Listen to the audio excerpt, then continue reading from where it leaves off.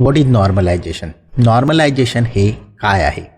कल्पना करा की तुम्ही एका स्वयंपाक स्पर्धेचं, कुकिंग कॉम्पिटिशनचं जज आहात, स्पर्धेचं परीक्षण करत आहात.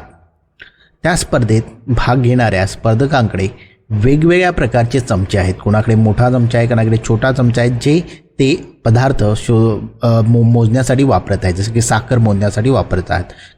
काही लोकांकडे मोठे चमचे आहेत, काही लोकांकडे एकदम छोटे छोटे चमचे आहेत. आता हे योग्य ठरेल का?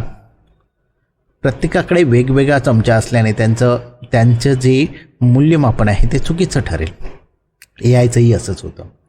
AIला मिळणारा डेटा हा वेगवेगळ्या प्रकारात, वेगवेगळ्या पद्धतीने, वेगवेगळ्या साईजमध्ये मिळत असतो. उदाहरणार्थ वय आहे ते वर्षांमध्ये मिळतं, पैसा जो आहे तो हजारोंमध्ये, रुपयांमध्ये मिळतो, उंची जी आहे ती मीटर किंवा इंचमध्ये असते. असे वेगवेगळ्या प्रकारे वेगवेगळ्या स्केलवरती डेटा AIला पुरवला जातो. त्यामुळे त्यामुळे त्याचा कदाचित गोंधळही उडू शकतो.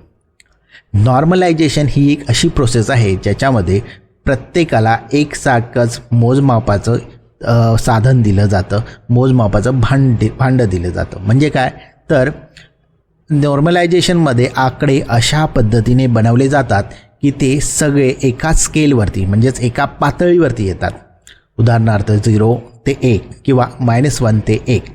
तर या प्रक्रियेला म्हणतात नॉर्मलायझेशन. नॉर्मलायझेशन केल्याने कोणतंही फीचर दुसऱ्या फीचर्सवरती वर्चस्व गाजवत नाही.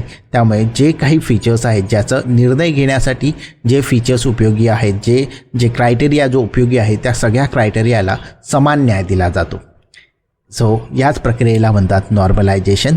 नॉर्मलायझेशन म्हणजे जिथे सर्व प्रकारचे आकडे एकाच पातळीवरती आणले जातात.